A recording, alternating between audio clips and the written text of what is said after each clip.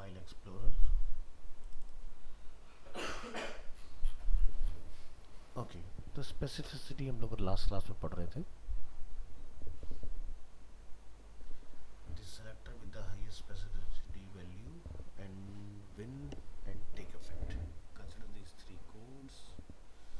Fragment AH1 DH1 content see this. ठीक है, चलिए कुछ और एग्जांपल्स देखेंगे। चाहिए डिफाइन करेंगे HR, कैप्स लॉक ऑफ करेंगे। H2 more specificity rules examples equal specificity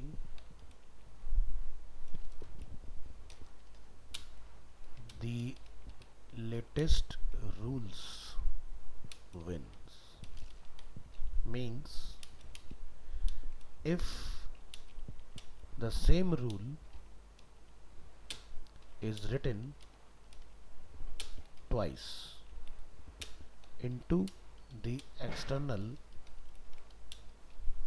style sheet, then the latest rule wins. तो एग्जाम्पल के तौर पर ऊपर से एक एग्जाम्पल कॉपी कर लीजिए अगर हमने इसमें कोई बनाया है तो।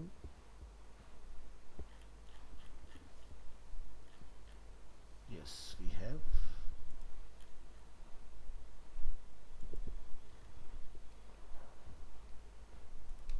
कॉपी करेंगे एंटायर कोड और इसको बॉटम में लाके यहाँ डिफाइन करेंगे।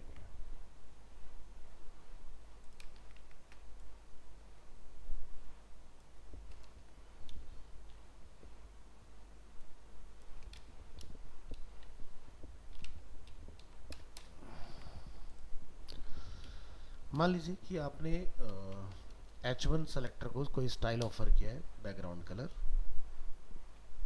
जैसे हमने यहाँ चलो कलर ही ले लेते हैं एग्जांपल के तौर पर, या बैकग्राउंड कलर कर लेते हैं। बैकग्राउंड कलर हमें क्या लिया है, येलो। अब आपने दोबारा से H1 को डिफाइन किया तो क्या होगा, जो मेरा लास्ट वाला होगा ना वो अपडेट होगा, पहले वाला ओवरराइड हो जाएगा। तो जैसे मैं यहाँ पे लिख देता हूँ क्या, red colour.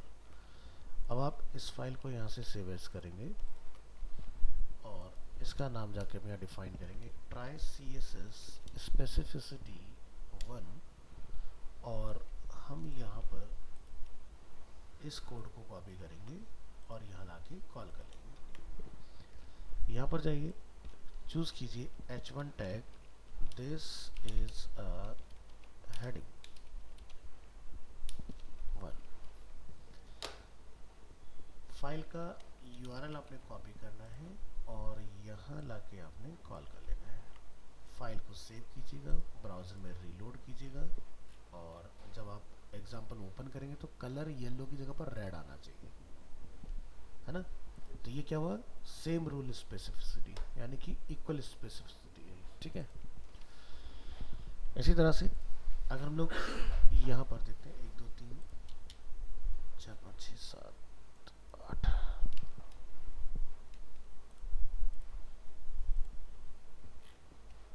Next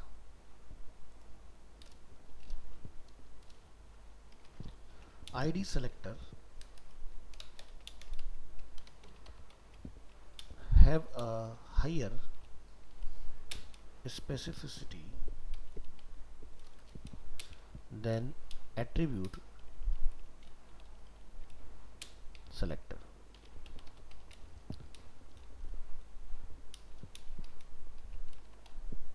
Look at the following 3 code lines. So example के तौर पर हम यहाँ से कॉपी करते हैं इसको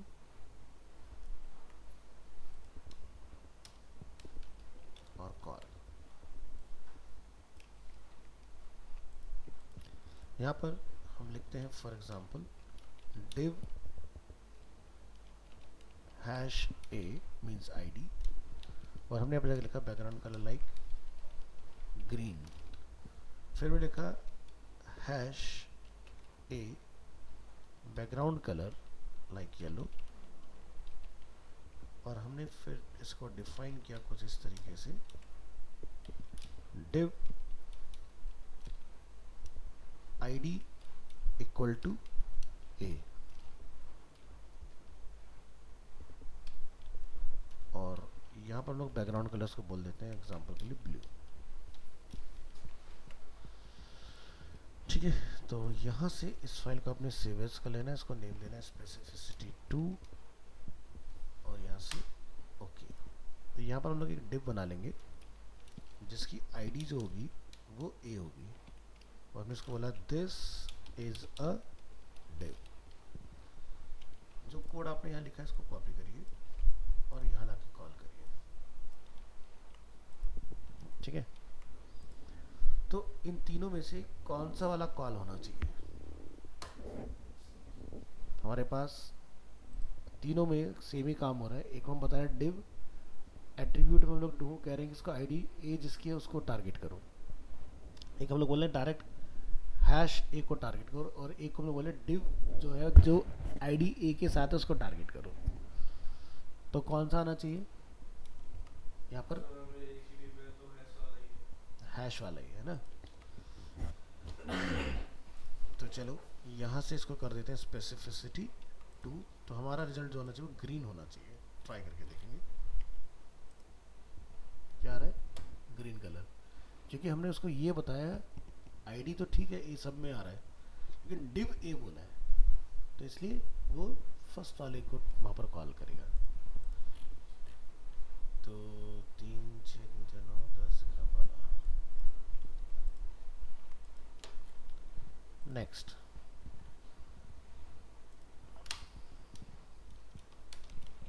The first rule is more specific than the other two and will therefore be applied. HR paragraph bold contextual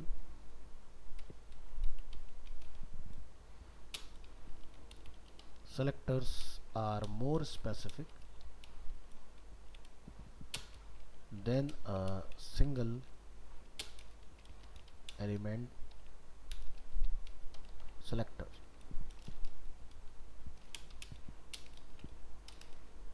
The embedded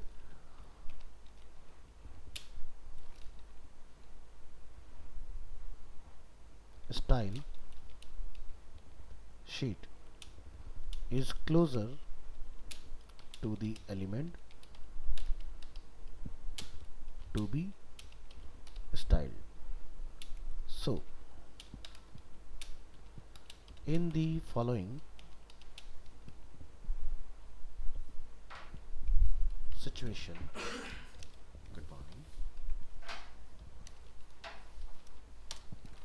H3 example, और यहाँ पर जाके आप टेक्स्ट एरिया को कॉपी करिए और यहाँ पर डिफाइन।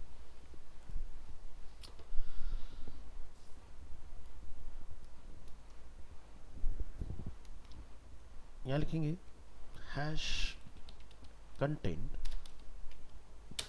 h1, और यहाँ लिख रहे हैं हम लोग बैकग्राउंड कलर इज रेड, और एक हम लोग इंटरनल में लिखेंगे यहाँ पर स्टाइल टैग के अंदर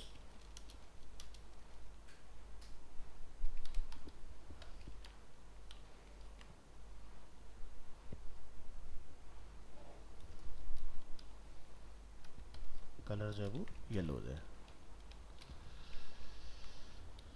तो ये वाला जो हम लोग नेक्स्ट एग्जांपल बना रहे हैं इसमें इंटरनल और एक्सटर्नल दोनों को हम लोग अटैच करने वाले हैं। तो आफ्टर द टेक्स्ट एरिया इसको कॉल कीजिए। कंट्रोल एस, फाइल को ओपन कीजिए, सेव एज कीजिए इसको, और इसको आप नंबर 3 डिफाइन कर सकते हो।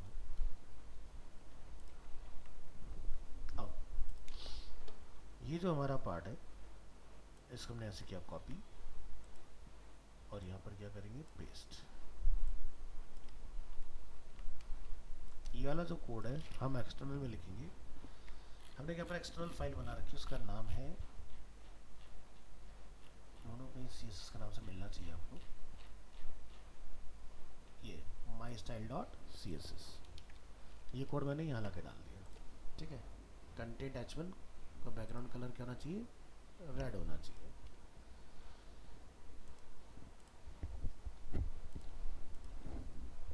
चलिए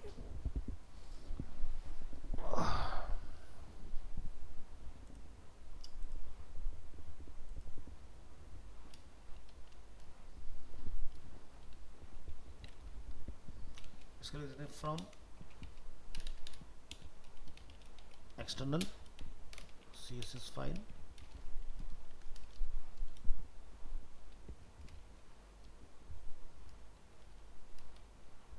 और इसको हम लोग डिफाइन कर देते हैं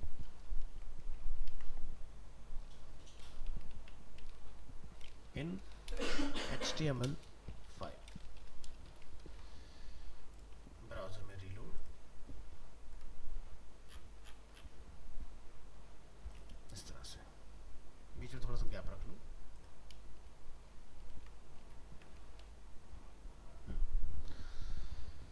ये जो हमने सेकेंड एग्जांपल अपने यहाँ पर बनाया है, इस पर आइए 3 के नाम से।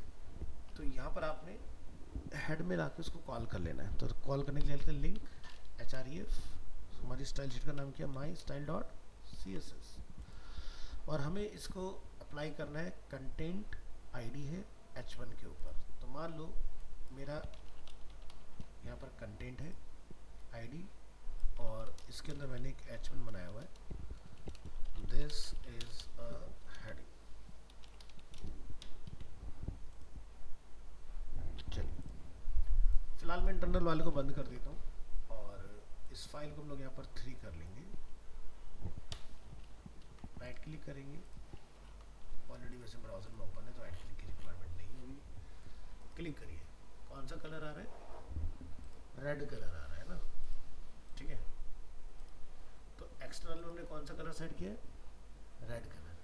बट अगर आपने इंटरनल में भी सेम ही कोड कर दिया है और आपने बोला कि भी इसका कलर रेड नहीं येलो होना चाहिए, तो यहाँ पर आप क्या देखते हो, एक्सटर्नल को इंटरनल जो है वो ओवरराइड कर देता है इस तरह से, ठीक है।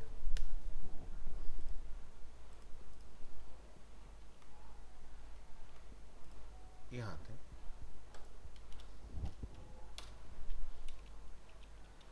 the latter rule will be applied. Next HR, paragraph, bold, a class selector beats any number of element selector. A class selector such as dot intro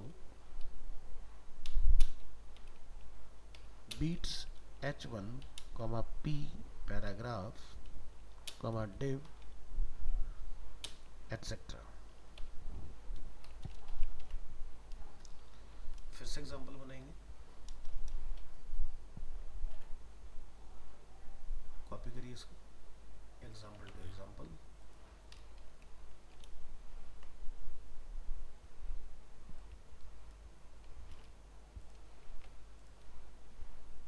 यहाँ जाके डिफाइन करेंगे डॉट इंट्रो, हम यहाँ से बोलते हैं बैकग्राउंड कलर जो है उसका येलो हो जाए,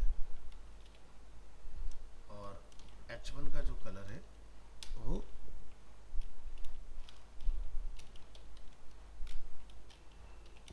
रेड हो रहा है। ऐसा कुछ हमने यहाँ पर डिफाइन किया है। फाइल को सेव एज करिएगा, इसको देंगे हम लोग नंबर 4।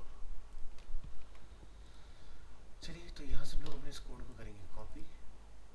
कॉपी करने के बाद आप इसको यहाँ पर लाके कॉल करा लीजिए। एक्सटर्नल स्टाइल को मैं यहाँ से फिलहाल के लिए डिलीट कर देता हूँ। तो हम यहाँ पर लिखते हैं h1 tag, this is a heading, ठीक है। और इसका नंबर क्या बोलेंगे, 4। तो मान लो अगर आपने एलिमेंट सेलेक्टर का यूज़ किया है, क्लास सेलेक्टर का यूज़ नहीं किया है, तो आपका h1 पे रेड कलर आएगा। चला के देखिए, ब्राउजर में आइए, कौन सा कलर आ रहा है, रेड कलर। बट अगर आपने क्लास का इस्तेमाल किया हुआ है और क्लास को आपने यहाँ पर लाके कॉल किया हुआ है, ऐसे केस में एलिमेंटर सेलेक्टर वर्क नहीं करेगा, क्लास सेलेक्टर इसको बीट कर देगा। चाहे ऊपर लिख लो चाहे नीचे लिख लो, ज़रा आके देखो यहाँ पर क्या अप्लाई हो रहा है, क्लास अप्लाई हो रहा है, ठीक है। तो इस केस में क्लास जीतता है। और अगर यहाँ पर आईडी होगी तो आईडी जीतेगी, आईडी क्लास को बीट कर सकती है, ठीक है। आईडी सेलेक्टर क्लास को वो करता है बीट, और क्लास जो होता है वो एलिमेंट को बीट करता है, और इन सबको बीट करता है इनलाइन, ठीक है।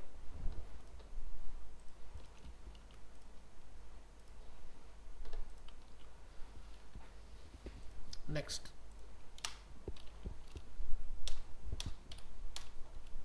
द यूनिवर्सल सेलेक्टर, इसको हम लोग एस्ट्रिक्ट लिखते हैं इनकी इस तरह से, and inherited values have a specificity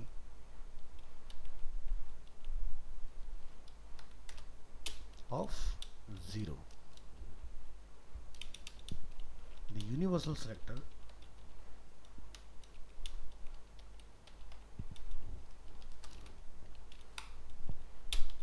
and inherited values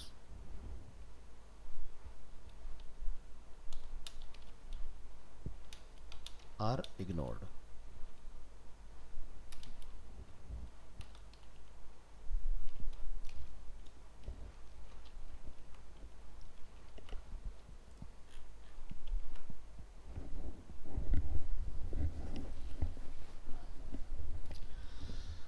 अब हम लोग देखेंगे CSS में इम्पोर्टेंट का रोल।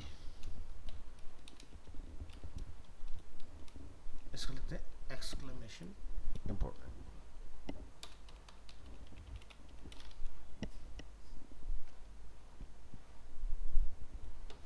चलिए,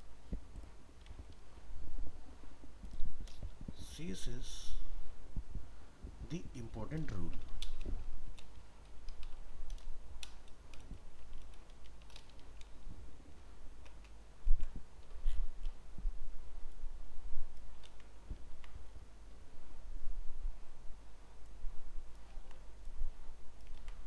What is important?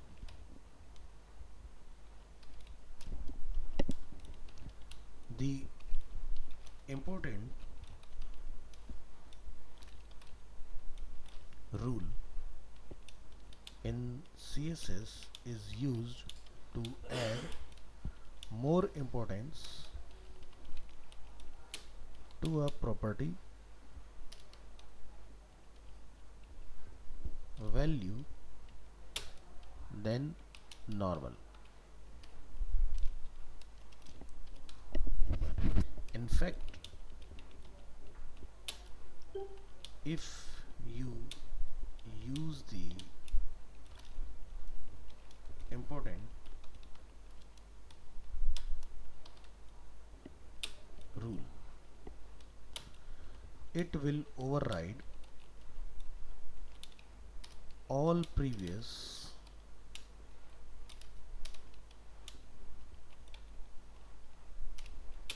styling rules for that specific property on that element.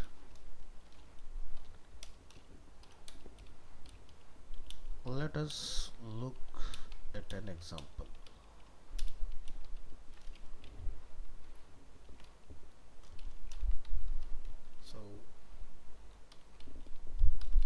Example बनाएंगे यहाँ पर।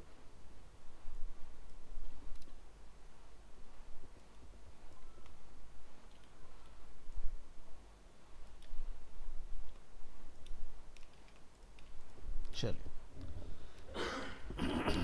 तो हमारे पास एक आईडी है, माय आईडी अपेंड करेंगे। इसको बैकग्राउंड कलर ब्लू दे देते हैं, बट इसको मैं इम्पोर्टेंट नहीं दे रहा हूँ। एक हमने बनाया डॉट माई क्लास, इसको हमने बैकग्राउंड कलर दिया लाइक ग्रे,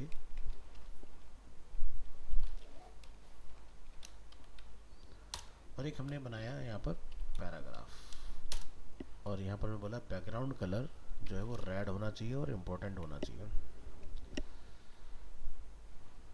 फाइल को ओपन करेंगे, सेव एज करेंगे, और इसका हम लोग नेम यहाँ से जाके चेंज करेंगे। इसको लिखेंगे try CSS important, name copy, और इधर रिप्लेस कर लेंगे।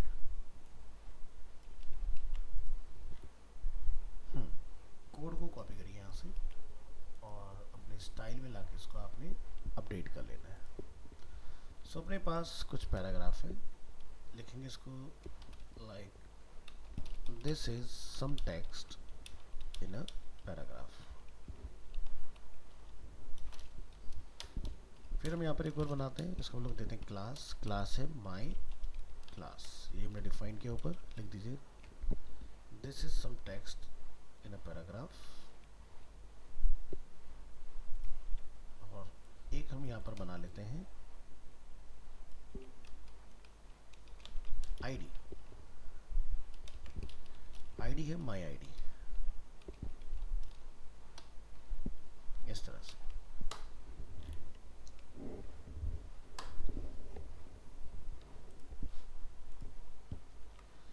तीनों को यहाँ पर अगर आप रन करोगे तो हमें आउटपुट क्या आना चाहिए।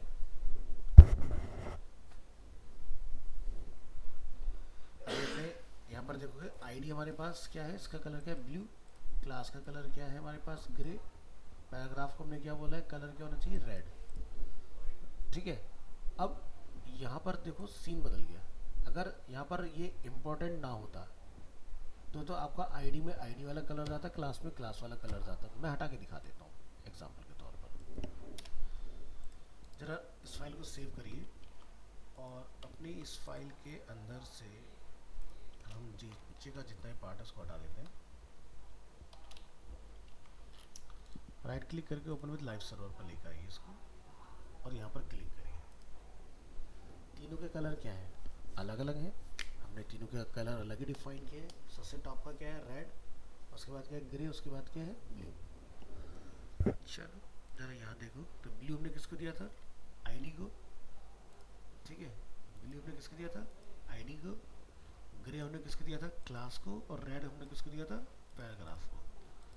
अब मान लो कि आपने पैराग्राफ को बोला कि भाई ये इंपॉर्टेंट है।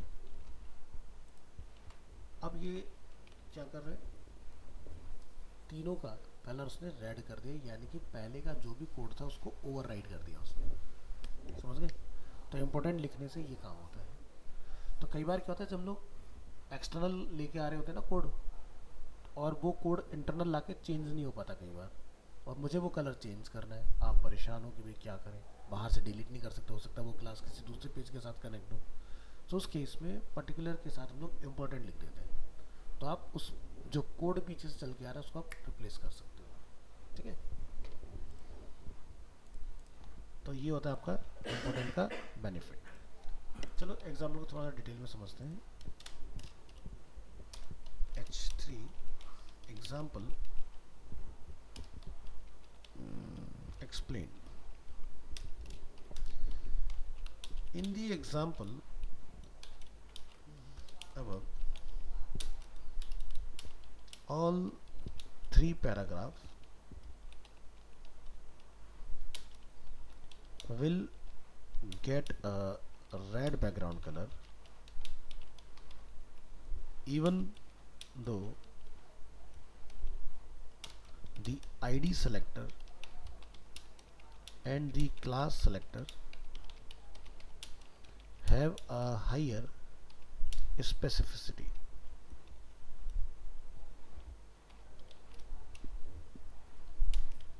The important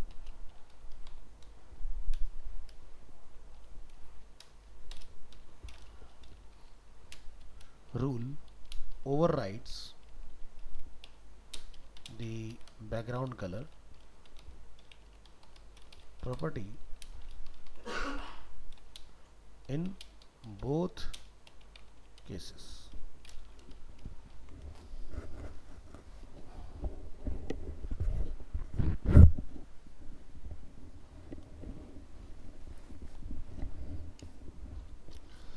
तो एक चेंजेस और हम लोग करके देखेंगे कि भाई हमने जो इस फाइल को चला के देखा, मैं इस पैराग्राफ के कोड को ऊपर रख लेता हूँ, क्या टॉप में रखने से भी हमारे कलर चेंज हो रहे हैं कि नहीं, काम करे ना, चाहे नीचे रखो या ऊपर रखें आप उसको, क्योंकि हमने पी को सबसे ज़्यादा पावर दी हुई है इस वक्त। Next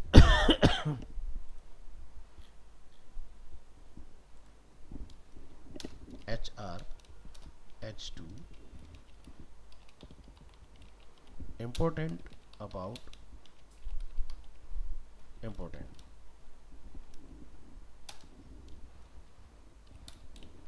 The only way to override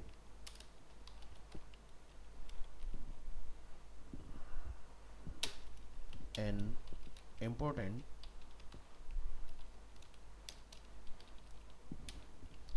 rule is to include another important. तो कई बार ऐसा हो सकता है कि आपकी एक्सटर्नल फाइल पे इंपॉर्टेंट लिखा हो तो इंटरनल उसको रिप्लेस नहीं कर पाएगा, तो एक्सटर्नल पे लिखा है तो आपको इंटरनल पे भी इंपॉर्टेंट बताना पड़ेगा क्लास में, तभी वो उसको चेंज करेगा। जैसे आगे चल कर बूट से पढ़ोगे ना, तो बूट से पूरी इंपॉर्टेंट के साथ लिखी गई, वो बदलती नहीं है। उसको बदलने का ये तरीका है कि इंटरनल पे अगर जहाँ भी आप चेंज करना चाह रहे हैं उसको भी इंपॉर्टेंट के साथ रिप्लेस कर दो तो चेंज हो जाएगा। Rule on declaration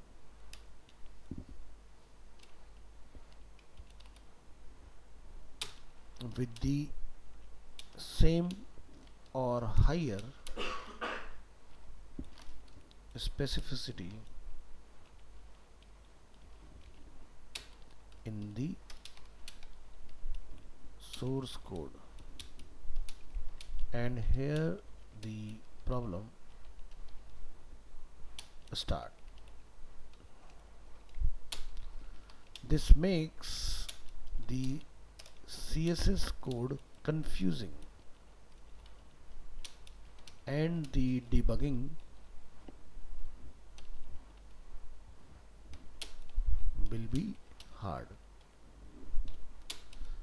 especially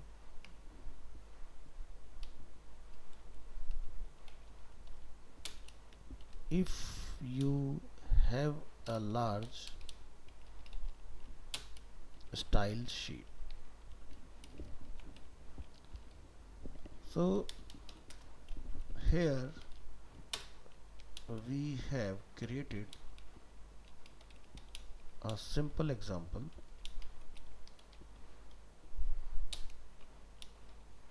It is not very clear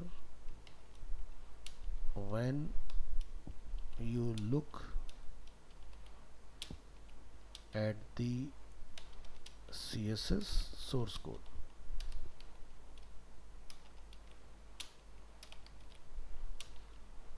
Which color is considered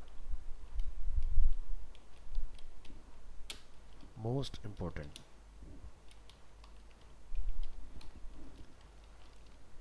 So एक एग्जांपल बनाइए, कॉपी करेंगे यहाँ से,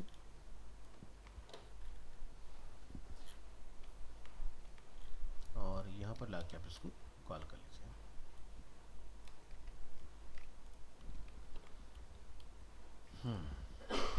चल, तो हमारे पास एक माई आईडी, हमने ब्लू को भी क्या बोल रखा है, इम्पोर्टेंट। हमारे पास है माई क्लास ग्रे, हमने इसको भी बोला हुआ है इम्पोर्टेंट, और रेड तो अपने पास इम्पोर्टेंट ऑलरेडी है ही। यहाँ जाएंगे, फाइल को सेव एज कर लेंगे और इसको जाके आपने नेम दे देना है इम्पोर्टेंट 2, और यहाँ पर आप इसका नेम कर देंगे इम्पोर्टेंट कोड कॉपी। यहाँ जाइए, यहाँ पर रिप्लेस कर लीजिए, ठीक है। और राइट क्लिक करके ओपन विद, आप इसको लाइव सर्वर कर सकते हैं यहाँ से। तो इस केस में क्या होगा, तीनों का अपना अपना कलर जो होगा आपको रिफ्लेक्ट होगा, क्योंकि तीनों को हमने क्या बोला है, इंपॉर्टेंट। तो पैराग्राफ पर पैराग्राफ का रेड जाएगा, माई क्लास वाले पर ग्रे वाला कलर जाएगा, आईडी वाले में आपका आईडी वाला कलर जाएगा। ट्राई करके देखो, तीनों को अपना अलग अलग आ रहा है। अब ये काम तो आपका हो गया, लेकिन कोड आपका कंफ्यूजन में है। मान लीजिए आप आगे चल के कुछ पैराग्राफ बनाते हो,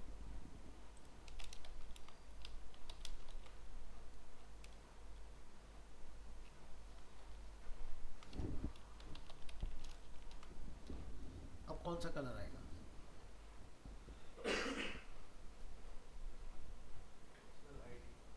आईडी क्यों आएगा? हमने कोई आईडी थोड़ी ना बिलोंग किया, रेड कलर आना चाहिए, है ना, इस तरह से।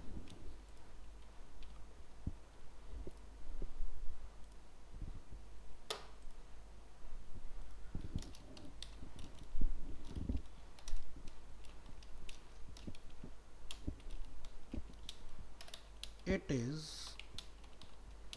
good to know about the important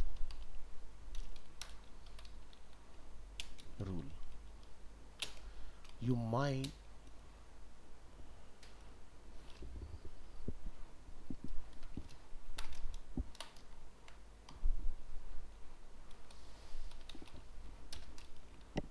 next हम लोग बनाएंगे HR H2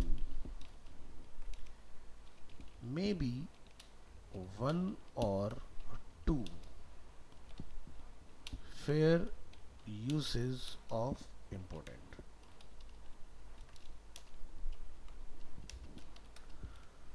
One way to use important is if you have to override a style that cannot be overridden in any other way.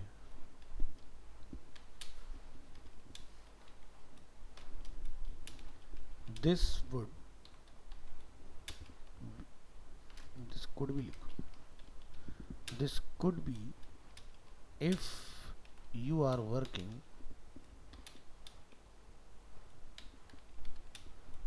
on a content management system, इसको लोग short में बोलते हैं CMS, जैसे कि वर्डप्रेस हो गया, and cannot edit the CSS code.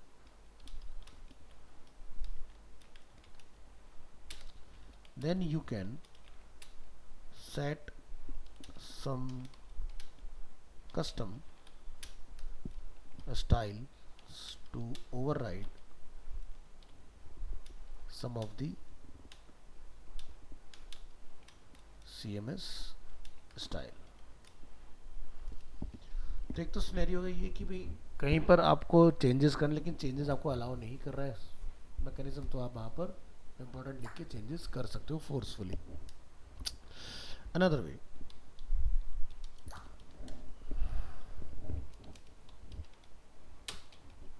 to use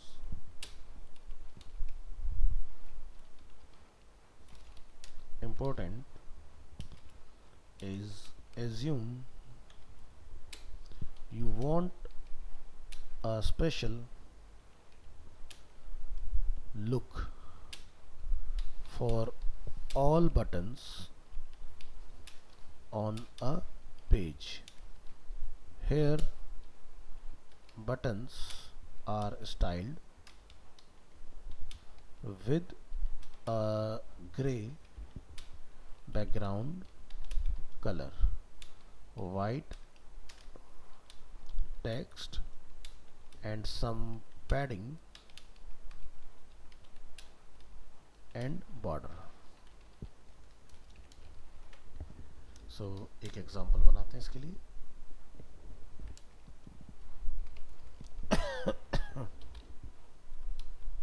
enter. यहाँ लिखेंगे बटन और यहाँ पे लिखेंगे बैकग्राउंड कलर लाइक #8C8C8C और कलर जो है वो वाइट है अपना. पैडिंग अपना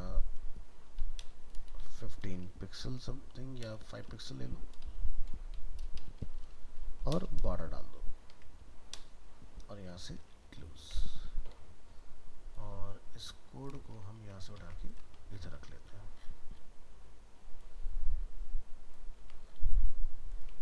यहाँ पे जाके इसको डिफाइन कर लीजिए. फाइल को ओपन करिए.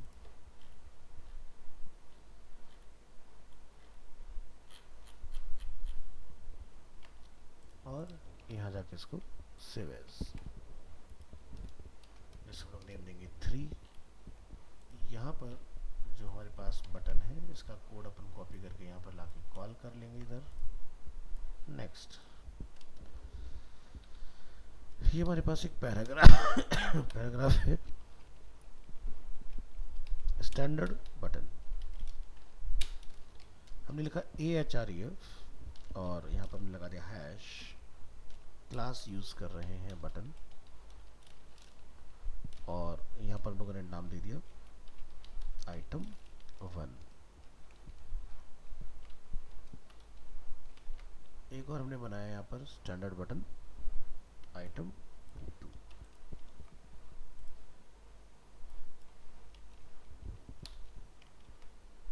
ब्राउजर में आइए. क्लोज करेंगे. ओपन करेंगे तो हमारे पास इस तरह से बटन बन के आ गए. item 1 and item 2. चलिए इसको थोड़ा चेंज करेंगे. The look of a button can sometimes change if we put it inside another element with higher specificity and the properties get in conflict.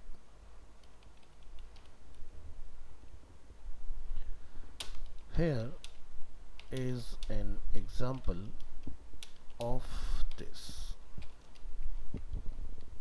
तो चलिए इसको हम लोग कॉपी करेंगे और यहाँ पर लिखेंगे भी H3 example.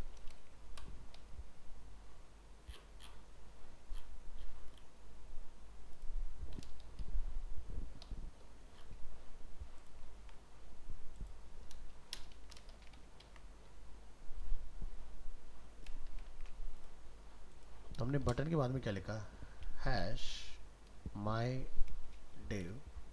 उसके अंदर जो ए टैग है उसका जो कलर है वो एग्जाम्पल के लिए रेड कर दो और जो बैकग्राउंड कलर है उसको येलो कर दो.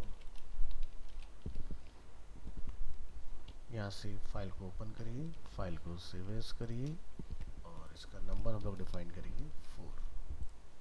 कोड जो हमने यहाँ लिखा है इसको हम लोग करेंगे कॉपी और यहाँ लाके हम लोग इस कोड को करेंगे कॉल. तो यहाँ पर हमने एक आईडी इस्तेमाल की है माई डिव. तो आप क्या करें एक डिव बना लें और इस डिव को एक आईडी ऑफर कर दें माई डिव लाइक दिस. इसके बाद हम यहाँ से अपना पैराग्राफ कॉपी करेंगे और इसको लिखते हैं a link text inside my div और मैंने इसको नेम दिया item 3 आइटम 4, इसको लिख रहे हैं a link button inside my div. तो एक को मैं ए टैग पर छोड़ रहा हूँ, ठीक है, और एक को मैं क्लास के साथ छोड़ रहा हूँ। तो इसकी मैं क्लास हटा देता हूँ। अब ज़रा देखते हैं क्या डिफरेंस आता है। कंट्रोल एस, यहाँ से फाइल का नंबर 4,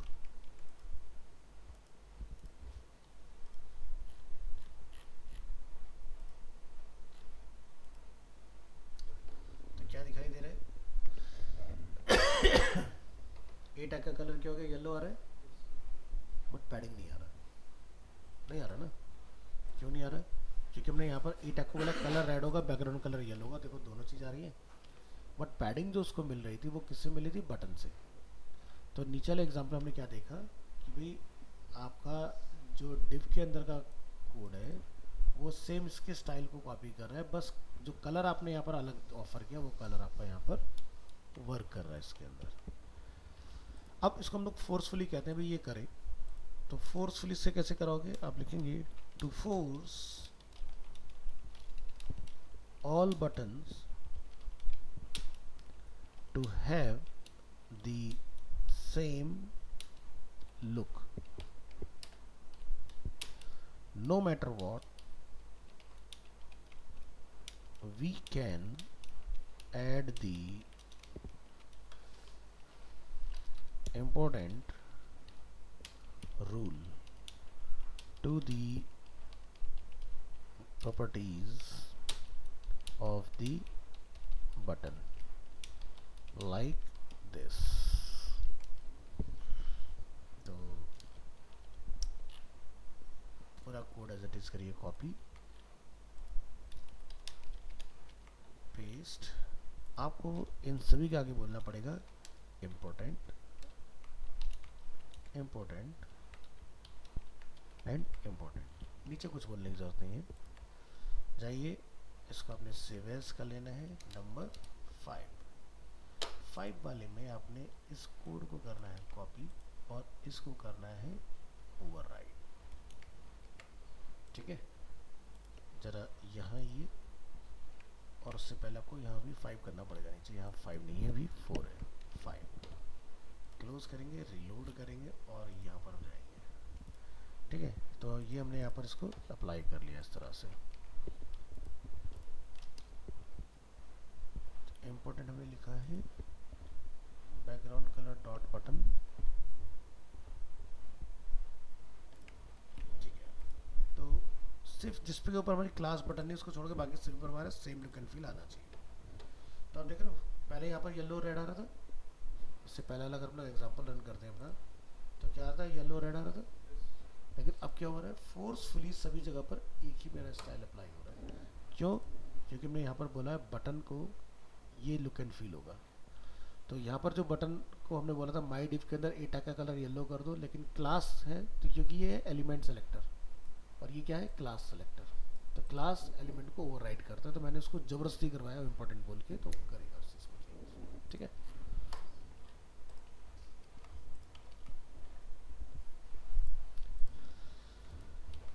नेक्स्ट टॉपिक है आपका 44 which is math function।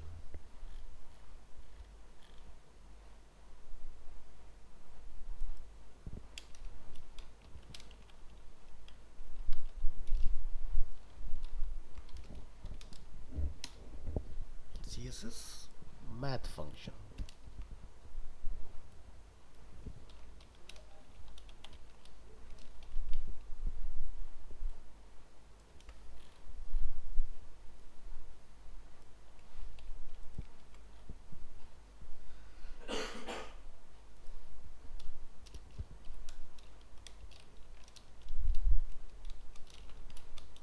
The CSS math functions allow mathematical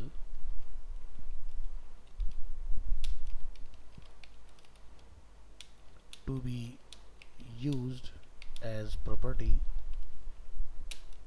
values। Here we will explain the calculation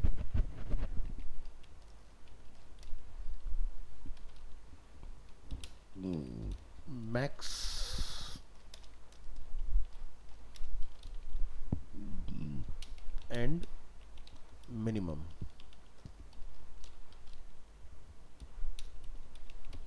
functions.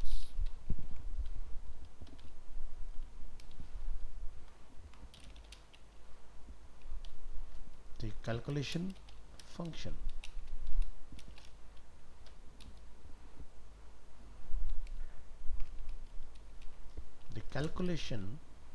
function performs a calculation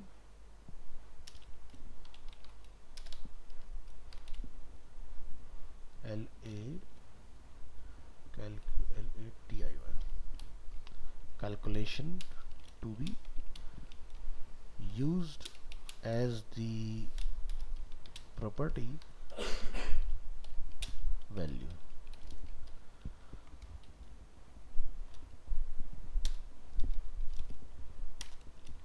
CSS syntax.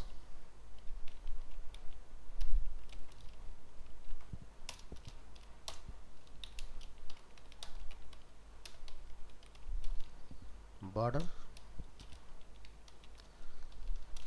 तो यानी कि कैलकुलेशन और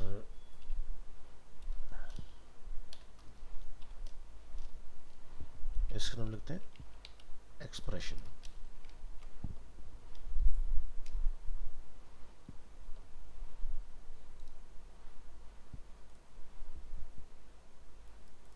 थोड़ा सा पैडिंग डाल दूं.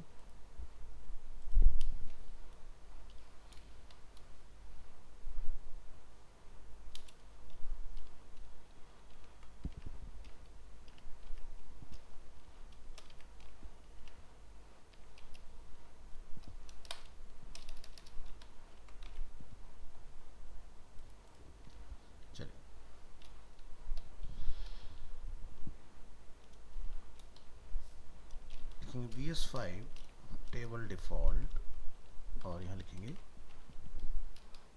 स्ट्रेप और यहाँ जाके हम डिफाइन करेंगे th value th description tr td expression td description required a mathematical expression. The result will be used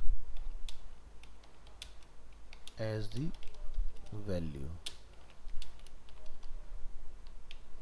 The following operator can be used like plus, minus, multiply and divide. So let's look at an example. एक example बनाइए. use calculation to calculate the width of a div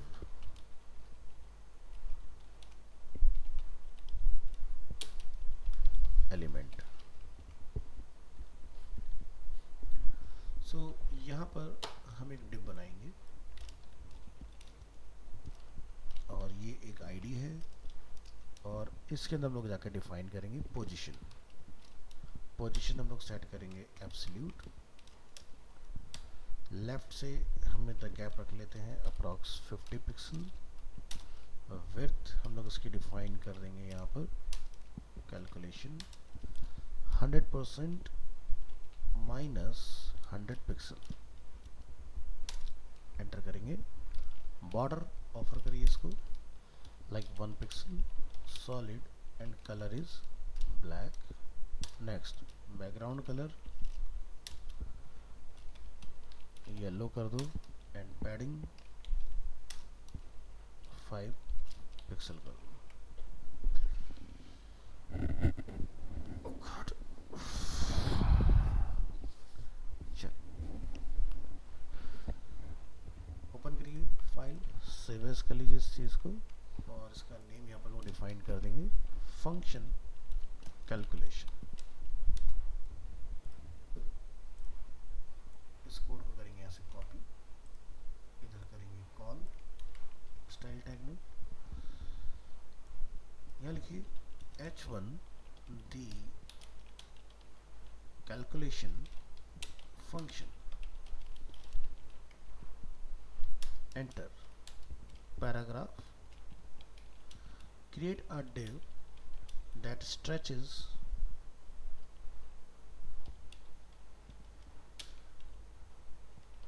across the window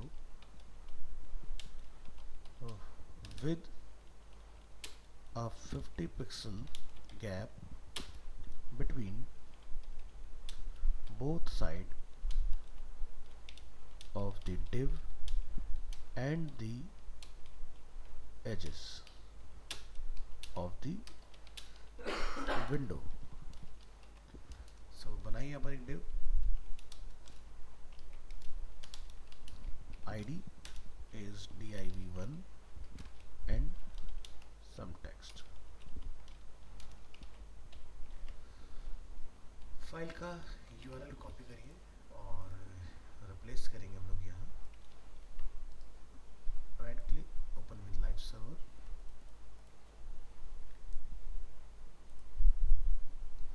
ठीक है. सो क्या गड़बड़ है जरा वो देखो. इधर आईडी है div1, पोजीशन में रखिए एब्सोल्यूट, लेफ्ट से 50 पिक्सल्स, बिल्कुल सही है. विड्थ हमने इसको बोला है 100% और उसमें से 100 पिक्सल्स का गैप बना के चले. 100% 100 pixels, border 1 pixel solid. Check करिए तो दिखाई दे रहा है हमारा लेफ्ट और राइट में इसने गैप मेंटेन किया. हमने ना पर स्पेस नहीं लगाया था जिसके से कैलकुलेट नहीं कर पा रहा था. ठीक है, तो आपको ध्यान रखना है कि बीच में स्पेस रहेगा आपका. ठीक है, तो अब आप इसको देखो कि विड्थ की हर वक्त 100% ही रहेगी, लेकिन ये उतना गैप लेफ्ट राइट से छोड़ के चलेगा. ठीक है, तो ये खुद से कैलकुलेट कर रहा है अपने आप से इसको. तो हमने बोला है विड्थ 100%, लेकिन हर वक्त जब भी इसकी विड्थ 100% हो उसमें से 100 पिक्सल्स घटा के चलो. तो ये क्या हुआ, कैलकुलेशन का एग्जाम्पल. अब हम लोग देखेंगे मैक्स के साथ कैसे काम करेगा.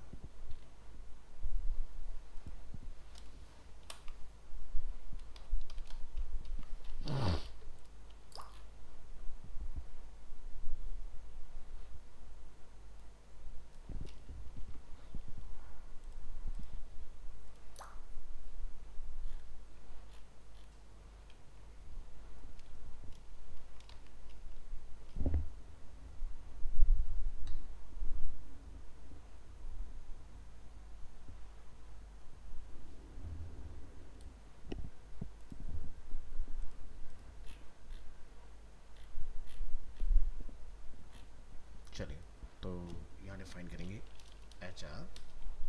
H2, देखेंगे the max function. The max function uses the largest value from a comma separated list of value as the property value. So इसका CSS syntax देख लेते हैं.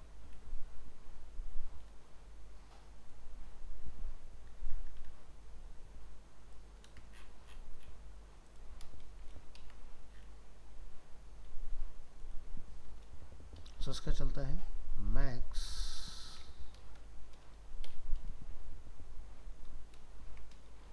Value 1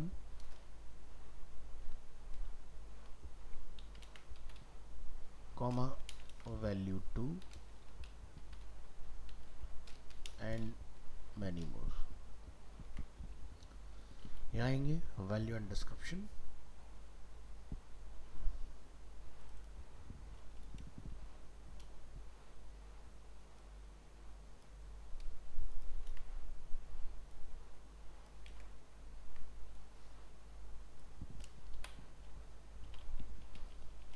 required a list of comma separated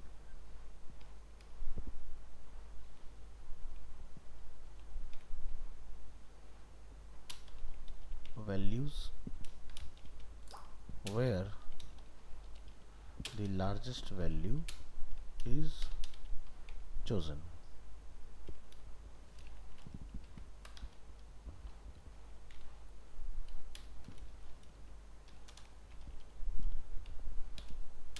Let us look at an example. Copy करेंगे बस example अपना,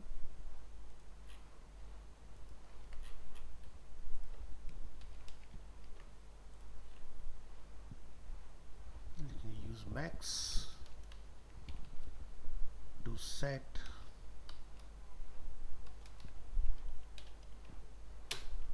the width of div 1 to whichever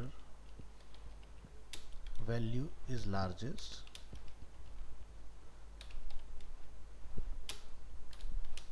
%, और 300 pixel.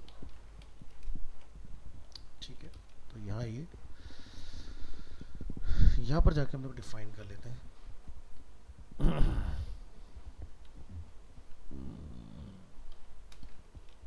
जैसे कि बैकग्राउंड कलर इज येलो,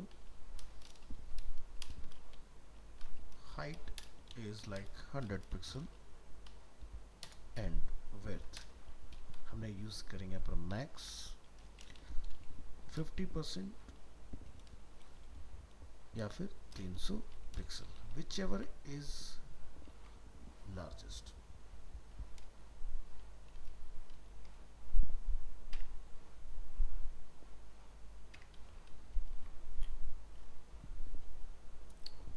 चले तो इसको ओपन करिए और इसका नेम इस बार हम लोग कर देंगे यहाँ पर मैक्स। मैक्स करने के बाद आप यहाँ पर इसको जाके नेम ऑफर करिए मैक्स के नाम से। मैक्स में आइए, हम यहाँ पर ये तीनों properties as it is copy करेंगे और इसको यहाँ पर लाके कॉल, इसको नेम देंगे the max function. So use max to set the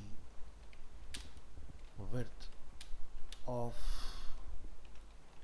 div 1 to whichever value is largest, 50% या फिर 300 पिक्सल। तो इसका आपको आउटपुट दिखाई देगा जब आप ब्राउज़र को छोटा करेंगे तो लिखेंगे resize the browser window to see the effect. चलिए, तो ये बन गया अपना एग्जांपल। यहाँ ये ब्राउज़र में करेंगे रीलोड और ओपन करेंगे तो फिर विड्थ कितनी है, 50% स्क्रीन की है ना। तो यहाँ पर मैं क्या लिख रखा है, which ever value is largest. Spelling mistake हुई है तो उसको करेक्ट करेंगे।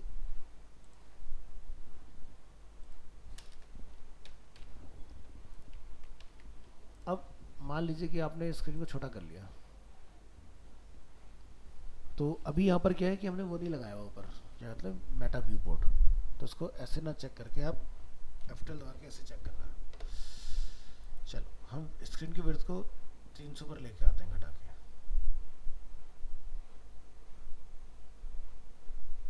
ठीक है। तो ये 3 से ज़्यादा छोटा नहीं हो रहा ना, ठीक है। और उससे ऊपर ये क्या है, 50% पर चल रहा है, देख रहे हो यहाँ से यहाँ तक। इसके बाद ये स्पीड पे ही लॉक हो गया, ठीक है। सो ये आपका बेसिकली डिफरेंस आता है इसके अंदर।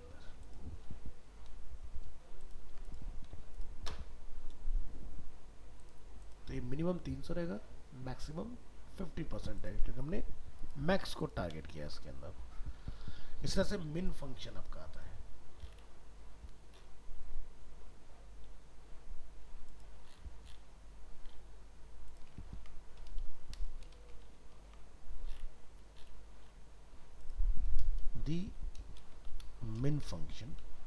the min function uses the smallest value from a comma separated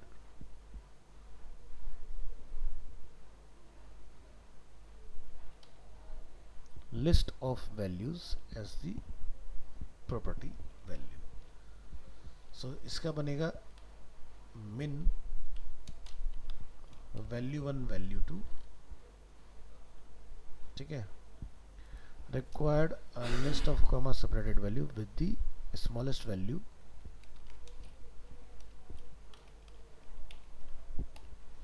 is chosen.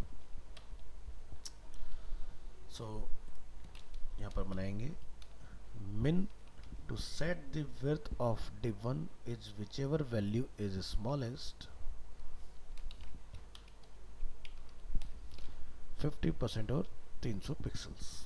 तो यहाँ पर हम लोग क्या कर रहे हैं, ओनली मैक्स का मिन कर देंगे हम लोग इसमें, और इस फाइल को हम लोग जाके यहाँ पर क्या लिख देंगे, मिन। और यहाँ पर आपने इस लाइन को लेना है और इधर अप्लाई कर देना है। तो यहाँ पर डिफाइन करेंगे मिन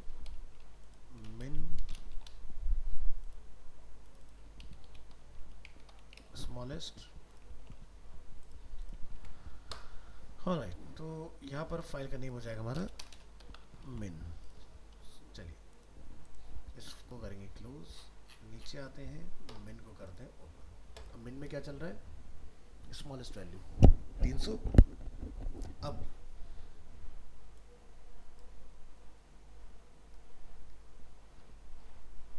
इससे कम पर आकर देखो 50% हो गया, इससे ऊपर 300 रहेगा, इससे नीचे 50%।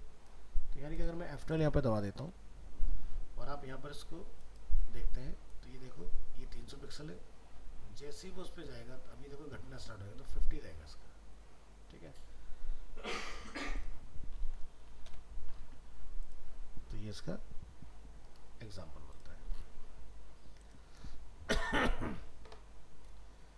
1 2 3 4 5 6 7 8 हट जाइए।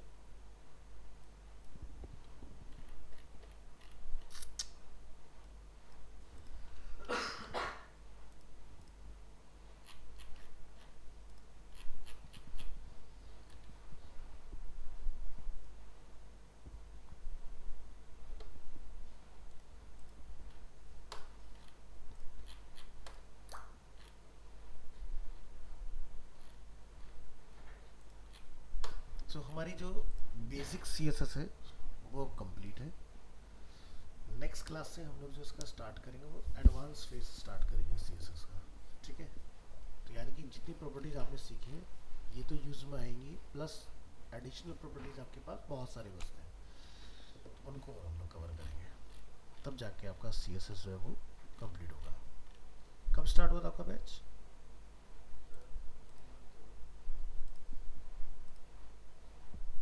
फर्स्ट जून को आता ना, जून कंप्लीट, जुलाई कंप्लीट, अगस्त कंप्लीट, हाँ सितंबर,